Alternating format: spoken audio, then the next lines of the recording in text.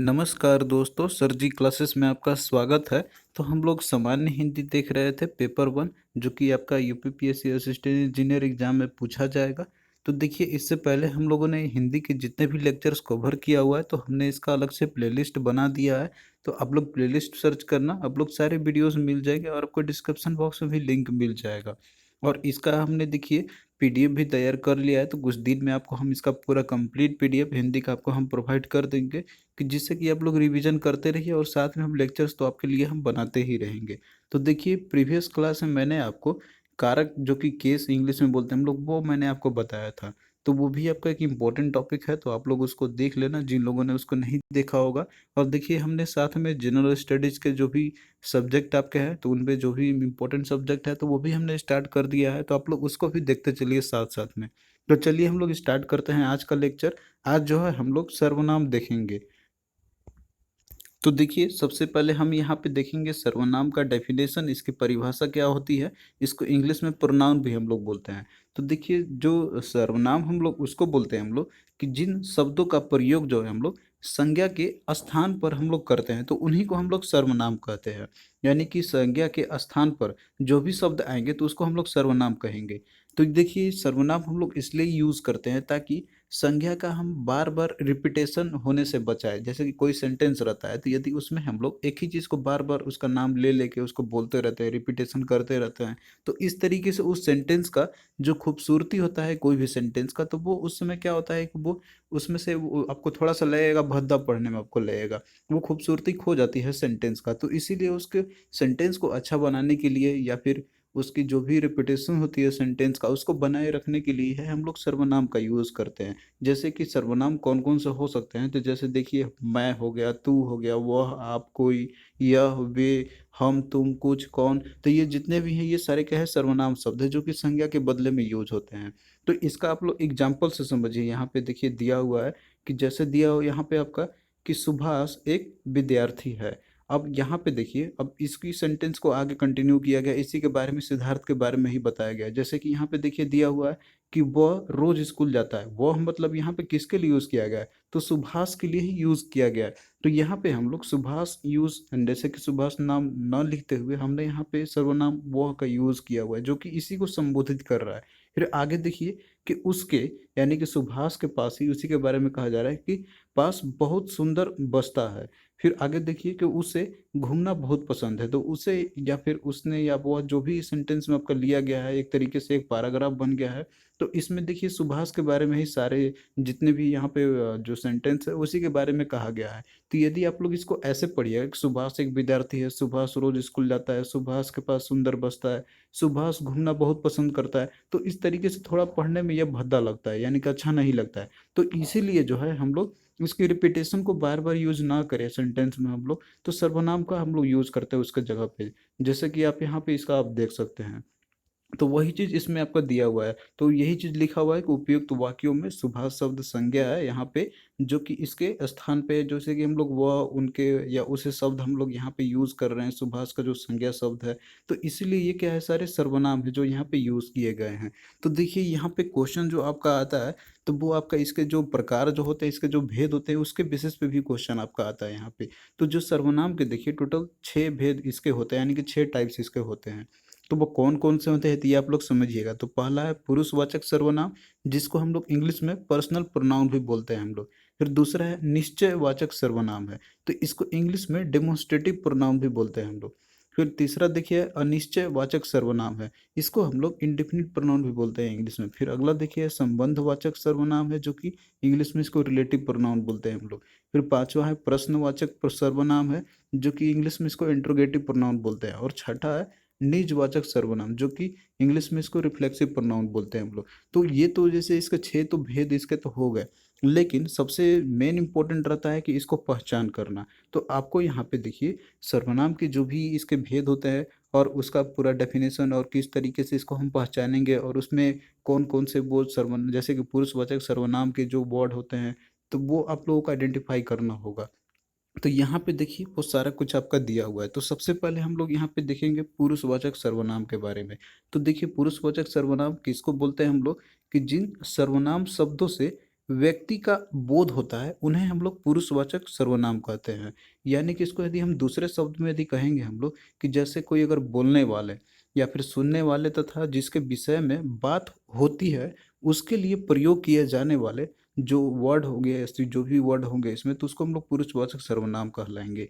तो देखिए जो पुरुषवाचक जो सर्वनाम होंगे, तो जैसे ये पुरुषों के लिए या फिर स्त्री या पुरुष दोनों के लिए यहाँ पे हम बात कर रहे हैं, तो इसके नाम के बदले आते हैं, उन्हीं के नाम के बदले ही ये आएंगे। जैसे एग्जाम्पल आपका है कि मैं आता हूँ, तुम जाते हो, वह भागता है। तो उपर्युक्त आप देख रहे होंगे कि यहाँ पे मैं, उसके बाद जैसे तुम इसमें यूज किया गया, यहाँ पे वह यूज किया गया। तो ये सारे क्या है, पुरुषवाचक सर्वनाम है। यानी कि ये जो है पुरुषों के लिए उसके स्थान पे जो यूज किए गए, यानी कि स्त्री पुरुष दोनों हो सकते हैं, तो उनके स्थान पे जो यूज करते हैं हम लोग। तो ये चीज आप लोग आइडेंटिफाई करना, मैं तुम और वह जो हो गया, तो ये क्या है, पुरुषवाचक सर्वनाम है। अब देखिए जो पुरुषवाचक सर्वनाम होते हैं तो इसके फर्दर तीन और प्रकार इसके होते हैं। तो ये तीन कौन से प्रकार है, तो पहला देखिए उत्तम पुरुष है, दूसरा है मध्यम पुरुष और तीसरा है अन्य पुरुष है। तो इसको हम लोग जैसे कि इंग्लिश में हम लोग बोलते हैं, ये जैसे फर्स्ट प्रोनाउन हो गया, आपको फर्स्ट पर्सन हो गया, उसके बाद सेकंड पर्सन हो गया, और ये आपका अन्य पर्सन पुरुषवाचक मतलब कि थर्ड पर्सन हो गया। तो इससे आप लोगों को इंग्लिश में भी आप लोग कर देखते चलना साथ साथ में। तो पहला देखिए उत्तम पुरुष सर्वनाम है। तो यानी कि जो उत्तम पुरुष जो फर्स्ट पर्सन जो प्रोनाउन है वो किसको हम लोग बोलते हैं, कि जिन सर्वनामों का जो प्रयोग है बोलने वाला अपने लिए ही करता है, तो उन्हें हम लोग उत्तम पुरुष सर्वनाम कहते हैं। जैसे कि एग्जाम्पल आपका है यहाँ पे देखिए दिया हुआ है वर्ड जो है इसका, मैं हो गया, हमारा हो गया, हम हो गया, मुझको, हमारी, मैंने, मेरा, मुझे। तो ये सारे जो भी वर्ड है, तो यहाँ पे किसके, ये सब जो वर्ड हम लोग यूज करते हैं तो ये किसको संबोधित करता है, तो ये स्वयं यानी कि जो पर्सन जो खुद बोल रहा है, यानी कि जो बोलने वाला खुद है, तो वो उसके लिए जो अपने लिए जो यूज करता है उसी को बोलते हैं हम लोग उत्तम पुरुष सर्वनाम। और उत्तम पुरुषवाचक सर्वनाम बोलते हैं हम लोग। तो ये चीज आप लोग इसको नोट करते चलना अच्छे से। फिर अगला देखिए मध्यम पुरुषवाचक सर्वनाम है। तो देखिए इसमें कैसे हम पहचान करेंगे, कि जैसे कि जिन सर्वनामों का प्रयोग जो है सुनने वालों के लिए किया जाता है, तो उसे हम लोग मध्यम पुरुषवाचक सर्वनाम कहते हैं। जैसे इसका एग्जाम्पल देखिए, तुम हो गया, तुम हो गया, तुम्हें हो गया, आप हो गया, तुम्हारे हो गया, तुमने और आपने। तो यहाँ पे हम किसको संबोधित कर रहे हैं, यहाँ पे सुनने वालों के लिए कहा जा रहा है, कि जो बोल रहा है उसके लिए नहीं, जो सुन रहा है उसको संबोधित किया जाता है मध्यम पुरुष वाचक सर्वनाम से। तो ये आप लोग इसको यानी कि डेफिनेशन यदि आप लोग यहाँ पे ध्यान से अगर आप लोग स्टडी करते हैं और सुनते हैं, तो फिर बाकी आपको आइडेंटिफाई करने में कोई प्रॉब्लम नहीं आएगी। और बाकी देखिए जो अन्य पुरुषवाचक है, यानी कि जो थर्ड पर्सन जो सर्वनाम है, तो ये कैसे हम इसको पहचान करेंगे, तो इसका डेफिनेशन होता है कि जिन सर्वनाम शब्दों का प्रयोग हम लोग किसी अन्य व्यक्ति के लिए किया जाता है, तो उन्हें हम अन्य पुरुषवाचक सर्वनाम हम कहेंगे। तो इसका ही देखिए यहाँ पे जैसे एग्जाम्पल है, वे हो गया, यह हो गया, वह हो गया, इनका हो गया, इन्हें हो गया, उससे, उन्होंने, इनसे या उनसे। तो ये सारे जो वर्ड है, तो ये किसको रिलेट कर रहा है, ये किसी अन्य पुरुष को रिलेट कर रहा होगा। यानी कि यदि आप बोल रहे हैं और आपके सामने वाला कोई सुन रहा होगा, वो हो गया। और कोई एक ऐसा है कि जो वहाँ पे एग्जिस्ट नहीं कर रहा है, तो उसके बारे में हम कहते हैं, तो वो अन्य पुरुषवाचक हो जाएगा। तो आई होप कि अब आपको ये समझ में आ गया होगा अच्छे से। फिर अगला देखिए निश्चयवाचक सर्वनाम है। तो निश्चयवाचक सर्वनाम हम किसे कहेंगे, कि वह सर्वनाम सर्वनाम के जिस रूप से हमें किसी बात या फिर वस्तु का निश्चित रूप से बोध होता है, उसे हम लोग निश्चयवाचक सर्वनाम कहते हैं। तो देखिए इसको हम लोग समझते हैं, यहाँ पे जैसे दिया हुआ आपका, यह हो गया, वह हो गया, ये या वे, तो ये सारे जो भी है, तो ये कहलाएंगे निश्चयवाचक सर्वनाम। तो इससे हमें किसी बात का या फिर किसी वस्तु का निश्चित रूप से हमें बोध होता हुआ दिखाई देगा। अब इनका देखिए वाक्यों में प्रयोग करके आप लोग देखिए इसको, उसके बाद आपको अच्छे से समझ में आएगा। जैसे यहाँ पे दिया हुआ है कि तनुज का छोटा भाई आया है, यह बहुत समझदार है। फिर आगे देखिए, किशोर बाजार गया था, वह लौट आया है। अब यहाँ पे देखिए जो भी वाक्य में यहाँ पे जैसे कि यह यूज किया गया है, यानी कि आप यहाँ पे देख सकते हैं कि यह बहुत समझदार है, और उसके बाद दूसरे वाले में वह का यूज किया गया है। तो इसमें देखिए क्या हो रहा है यहाँ पे, कि ये जो है किसी व्यक्ति का जो कि है बता रहा है क्या, कि निश्चय पूर्वक यहाँ पे बोध करा रहा है कि वो वही व्यक्ति है। अतः ये क्या हो जाएंगे आपके, ये निश्चयवाचक सर्वनाम हो जाएंगे। तो ये सारे वर्ड्स हमको पता चल रहा है कि ये मतलब कि निश्चय ही है कि किसी वस्तु के बारे में बात कही जा रही है, या फिर हमें किसी चीज के बारे में पता चल रहा है। फिर अगला देखिए है तीसरा जो है अनिश्चयवाचक सर्वनाम है। तो देखिए अनिश्चयवाचक सर्वनाम किसे कहेंगे हम लोग कि जिस सर्वनाम शब्द से हमें किसी निश्चित व्यक्ति या वस्तु का बोध हमें न हो, वहां पे न पता चल रहा होगा, तो उसे हम लोग अनिश्चयवाचक सर्वनाम कहेंगे।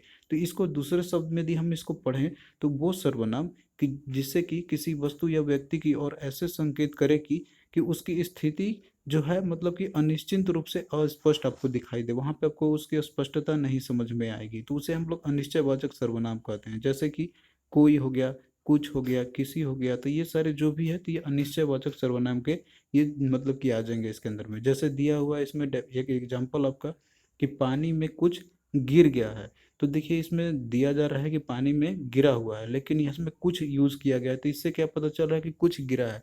हम असर्टेन है, यानी कि हम ये सर्टेनिटी पता नहीं चल रहा है कि उसमें क्या गिरा है क्या नहीं गिरा है, बस हम लोग कह रहे हैं कि कुछ गिरा हुआ है। तो ये क्या हो रहा है कि अनिश्चितता के बारे में पता चल रहा है यहाँ से, तो इसीलिए कुछ क्या हो गया यहाँ पे अनिश्चयवाचक सर्वनाम हो गया। तो आई होप कि अब आपको समझ में आया होगा। फिर अगला देखिए संबंधवाचक सर्वनाम है। तो संबंधवाचक सर्वनाम हम लोग किसको बोलेंगे कि जिन सर्वनाम शब्दों का दूसरे सर्वनाम शब्दों से यदि संबंध का ज्ञात होता होगा, और ये भी जो शब्द जो होंगे वहाँ पे जो शब्द होंगे तो वो दो वाक्यों को जोड़ने का काम करते होंगे, तो उन्हें हम लोग संबंधवाचक सर्वनाम कहेंगे। या फिर इसको दूसरे शब्द में हम बोलें कि जो सर्वनाम वाक्य में प्रयुक्त किसी अन्य सर्वनाम से संबंधित होता होंगे तो उन्हें हम लोग संबंधवाचक सर्वनाम कहेंगे। जैसे दिया हुआ है आपको यहाँ पे कि जो है, जिसकी है, सो हो गया, जिसने हो गया, जैसा है, वैसा है। तो ये सारे जो है ये संबंधवाचक सर्वनाम है जो कि जोड़ने का ये काम करेंगे। तो यहाँ पे जैसे और दिया हुआ है एग्जाम्पल आप समझिए, यहाँ पे जैसे दिया हुआ है कि जैसा करोगे वैसा भरोगे। तो यहाँ पे क्या हो रहा है कि एक वर्ड जो सेंटेंस है, यानी कि जो दिया हुआ है तो वो दूसरे से यहाँ पे संबंध जोड़ने का काम कर रहा है, इनका यदि यूज कर रहे हैं तो इस तरीके से आपको आइडेंटिफाई करना होगा। फिर अगला देखिए प्रश्नवाचक सर्वनाम है। तो प्रश्नवाचक सर्वनाम वो सर्वनाम शब्द होंगे कि जो कि सवाल पूछने के लिए प्रयुक्त किए जाते हैं, तो उन्हें हम लोग प्रश्नवाचक सर्वनाम कहते हैं। या फिर दूसरे शब्द में इसको हम बोलेंगे कि जैसे प्रश्न करने के लिए जिन सर्वनामों का प्रयोग हम लोग करते हैं तो उसे हम लोग प्रश्नवाचक सर्वनाम कहते हैं। जैसे कि एग्जाम्पल आपका दिया हुआ है कौन हो गया, क्या हो गया, किसने हो गया, तो ये सारे जो हैं ये प्रश्नवाचक जो वर्ड हैं। तो इसमें देखिए इसको हम लोग एग्जाम्पल के थ्रू समझते हैं कि जैसे दिया हुआ है कि टोकरी में क्या रखा है, तो इसमें क्या यूज किया गया है, तो ये इसलिए क्या आपका हो गया प्रश्नवाचक सर्वनाम हो गया। तो इस तरीके से आप लोग पहचान सकते हैं बहुत ही इजीली सारे को। फिर नेक्स्ट देखिए निजवाचक सर्वनाम है। तो देखिए निजवाचक सर्वनाम हम किसको बोलेंगे, तो इसका आपको इसके वर्ड में ही डेफिनेशन मिल जाएगा। निज का मतलब होता है कि अपना, और वाचक का अर्थ हो गया यहाँ पे कि बोध कराने वाला या फिर ज्ञान कराने वाला। तो इसका मतलब है कि निजवाचक का अर्थ क्या हो गया कि अपनेपन का बोध कराना, यानी कि अपने खुद के बारे में ही जो बोध आपको कराएगा तो उसी को बोलेंगे हम लोग निजवाचक सर्वनाम बोलेंगे। तो ये इसके वर्ड होते हैं जो आपको पहचान करने में मदद करेगा। तो यदि हम इसका डेफिनेशन देखेंगे निजवाचक सर्वनाम का, तो इसका क्या हो जाएगा कि जिस सर्वनाम शब्दों का प्रयोग जो है कर्ता के साथ अपनेपन का ज्ञान कराने के लिए किया जाए तो उन्हें हम निजवाचक सर्वनाम कहते हैं। तो जैसे ये आपके वर्ड हो जाएंगे जो कि निजवाचक सर्वनाम होंगे। अपने, आप हो गया, तो ये आपको जैसे कि एक हो गया, उसके बाद फिर निजी है, खुद है। तो जैसे बोलते हैं ना कि मैं खुद ही यह कार्य कर लूंगा, तो इसमें क्या बता रहा है, खुद आप लोग यूज कर रहे थे, इसमें आपने आप ही के बारे में जो सूचक कर रहा है या बोध करा रहा है या ज्ञान करा रहा है आपको, तो ये क्या हो जाएंगे निजवाचक सर्वनाम हो जाएंगे।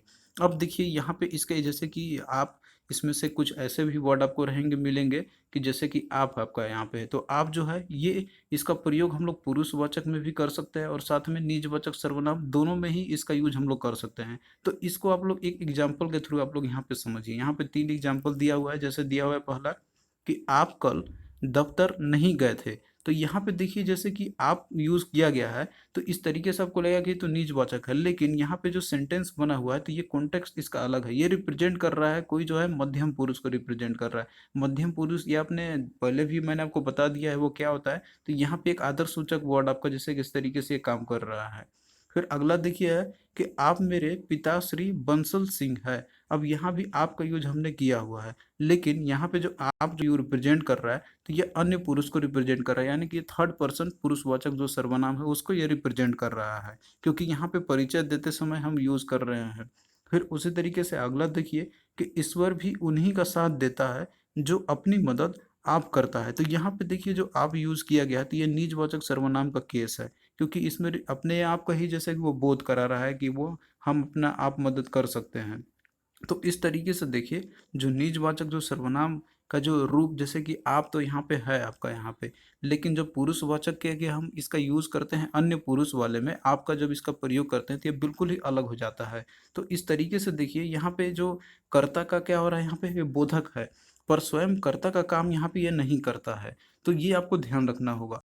लेकिन देखिए, जो पुरुषवाचक में जो आप का यूज हम लोग करते हैं, तो आप जो है इसका हम लोग बहुवचन में आदर के लिए भी यूज करते हैं। जब भी आपका हम लोग पुरुषवाचक में यूज करेंगे और वहां पे भी आपका बहुवचन में यूज करते हैं, तो वो आदर के लिए भी यूज करते हैं हम लोग। जैसे कि यहाँ पे एग्जाम्पल दिया हुआ है आपका कि आप मेरे सिर आंखों पर है, तो यहाँ पे देखिए आप दिया हुआ है तो आदर के लिए हम लोग प्रयोग कर रहे हैं, लेकिन ये क्या रिप्रेजेंट कर रहा है, ये पुरुषवाचक को, यानी कि पुरुषवाचक वर्ड है यहाँ पे, जैसे कि पुरुषवाचक सर्वनाम का ये जैसे एग्जाम्पल आपका है। फिर आगे देखिए कि आप क्या राय देते हैं। लेकिन देखिए ये तो आपका जैसे कि पुरुषवाचक केस में आपका यूज करने के लिए होगा, लेकिन जब हम लोग इसको निजवाचक के रूप में आपका जब यूज करते हैं, तो यहाँ पे देखिए ये एक ही तरह के दोनों वचनों में ये आता है आपका, यानी कि बहुवचन में रहे या फिर वो आपका एक वचन में रहे, तो दोनों ही रूप में जो रहेगा आपका, तो वो एक ही जैसा हम लोग इसको यूज करेंगे, एक ही तरह का यूज होगा। और आपका जो यूज है, तो ये तीनों पुरुषों में इसका प्रयोग हम लोग कर सकते हैं। जैसे कि आपने first person, second person, third person देखा था, तो तीनों के केस में हम लोग इसका यूज कर सकते हैं। तो ये सारा जो पॉइंट है आप लोग इसको याद रखना। तो यहाँ पे देखिए हमने जो भी इम्पोर्टेंट कॉन्सेप्ट है सर्वनाम से रिलेटेड, वो हमने देख लिया। अब आइए हम लोग इससे रिलेटेड क्वेश्चंस करते हैं। तो यहाँ पे देखिए ये सारे क्वेश्चन हैं जो कि आपके यूपीपीएससी के असिस्टेंट इंजीनियर में पूछे गए थे। तो पहला क्वेश्चन देखिए कि संबंध वाचक सर्वनाम है, इनमें से आपको बताना है कि जो ऑप्शन आपका दिया हुआ है, तो इनमें से कौन सा है जो संबंध वाचक सर्वनाम सूचक वर्ड है। तो यहाँ पे देखिए जैसे कोई दिया हुआ है, आप है, किस है और जिस दिया हुआ है। तो इसमें देखिए जिस जो है ये क्या है, एक संबंध वाचक सर्वनाम है। तो देखिए हम लोग संबंध वाचक सर्वनाम की परिभाषा क्या होती है कि जिस सर्वनाम से वाक्य में किसी दूसरे सर्वनाम से संबंध स्थापित किया जाए, तो उसे हम लोग संबंधवाचक सर्वनाम कहते हैं। तो जैसे कि इसमें आपका जिस है, तो यही आपका क्या, यही क्या हो जाएगा, इसका राइट आंसर हो जाएगा। और बाकी देखिए इसमें आपको जैसे कि दिया हुआ है, आप यहाँ पे आप देख सकते हैं कोई शब्द दिया हुआ है, तो कोई जो है तो ये एक अनिश्चय वाचक सर्वनाम है, क्योंकि कोई यदि हम यूज करते हैं तो उससे हमको पता नहीं चलता है कि कौन किसके बारे में कह रहे हैं। और बाकी देखिए यहाँ पे जो आप दिया हुआ है, तो आप जो है ये एक निजवाचक सर्वनाम है। तो ये चीज़ हम लोगों ने ऑलरेडी आपको बता दिया था। तो आई होप कि अब आप लोग क्वेश्चन को आप इजीली कर सकते हैं यदि आपने अच्छे से पढ़ा होगा इन लेसन्स को। तो नेक्स्ट क्वेश्चन देखिए कि प्रयोग की दृष्टि से सर्वनाम के कितने भेद हैं। तो देखिए इसको मैंने आपको बताया भी था, तो टोटल 6 भेद होते हैं सर्वनाम के। तो राइट आंसर क्या, ऑप्शन डी हो जाएगा। और वो 6 कौन कौन से होते हैं, तो पुरुषवाचक सर्वनाम, निश्चयवाचक सर्वनाम, अनिश्चयवाचक सर्वनाम, संबंधवाचक सर्वनाम, प्रश्नवाचक सर्वनाम और एक निजवाचक सर्वनाम था। तो ये 6 आप लोग याद रखना। फिर नेक्स्ट क्वेश्चन देखिए कि निम्नलिखित में से एक शब्द सर्वनाम है, तो आपको बताना है कि इनमें से कौन सा ऑप्शन है कि जो सर्वनाम है। तो यहाँ पे देखिए जो ऑप्शन डी दिया होगा तुम है, तो ये क्या है, एक सर्वनाम है। सर्वनाम हम लोग उसको बोलते हैं हम लोग कि जो संज्ञा के स्थान पे आते हैं। तो तुम क्या आपका हो गया, ये जो है ये सर्वनाम की अंदर में आएगा। और बाकी देखिए यहाँ पे जो भी आपका दिया हुआ है, जैसे वृक्ष है, शेर है, पुस्तक है, तो ये सारे क्या है, ये सब जातिवाचक संज्ञा है। फिर नेक्स्ट देखिए कि निम्नलिखित में से अनिश्चयवाचक सर्वनाम कौन सा है। तो अनिश्चयवाचक कौन सा हो जाएगा इसमें से, तो देखिए इसमें वह है, आप है, कोई है और कौन है। तो इसमें देखिए क्या हो जाएगा, राइट आंसर इसका ऑप्शन सी कोई हो जाएगा। तो ये हम लोग जब यूज करते हैं कोई का, तो इससे पता चलता है कि कोई है। तो हम लोग को अनिश्चितता के बारे में पता चल रहा है कि कोई तो है, लेकिन ये नहीं पता है कि कौन है। तो इस तरीके से अनिश्चयवाचक किसको बोलते हैं हम लोग, कि जिससे हमें कोई चीज़ का एग्जैक्ट चीज़ के बारे में पता ना चल पाए। और बाकी यहाँ पे जैसे वह हो गया, आप हो गया, कौन हो गया, तो ये सारे अलग अलग जो है परिभाषित होते हैं। तो ये डेफिनेशन यदि आप लोग याद रखे होंगे सर्वनाम का सभी का, उस जो भी भेद होते हैं इसके, तो आप लोग आराम से क्वेश्चन को कर सकते हैं।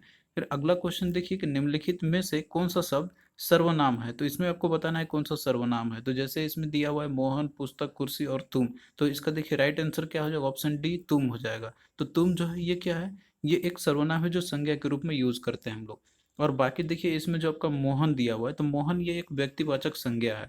और बाकी जो पुस्तक और कुर्सी है, तो ये एक जातिवाचक संज्ञा है। तो आपको सभी को आइडेंटिफाई करने आना चाहिए। फिर देखिए अगला क्वेश्चन आपका है इसमें से कि निम्नलिखित में से उत्तम पुरुष किसमें है। तो आपको इसमें बताना है कि उत्तम पुरुष इसमें से कौन सा है। तो जैसे कि दिया हुआ है उसने, मैं, तुम और तुम्हारे। तो देखिए इसका राइट आंसर क्या हो जाएगा, इसका ऑप्शन बी हो जाएगा, मैं हो जाएगा। तो मैं मतलब कि जैसे हम है तो इसी को हम लोग उत्तम, यानी कि ये जो आपका क्या है, ये उत्तम पुरुषवाचक सर्वनाम का, जैसे कि ये डेफिनेशन में आता है आपका। और बाकी देखिए यहाँ पे जैसे कि तुम दिया हुआ है, तो तुम जो है तो ये मध्यम पुरुष में आपका आता है। और बाकी यहाँ पे उसने दिया हुआ है, तो उसने जो है तो ये आपका आता है, ये अन्य पुरुष में आता है, ये यानी कि थर्ड पर्सन में। तो ये सब चीज़ मैंने आपको ऑलरेडी बताया हुआ है। तो थैंक यू दोस्तों, कैसा लगा ये लेक्चर आप लोग कमेंट करके ज़रूर बताना। और हिंदी का देखिए इसी तरीके से जो सीरीज आपका कंटिन्यू रहेगा आपका, जब तक ये फिनिश नहीं हो जाता है।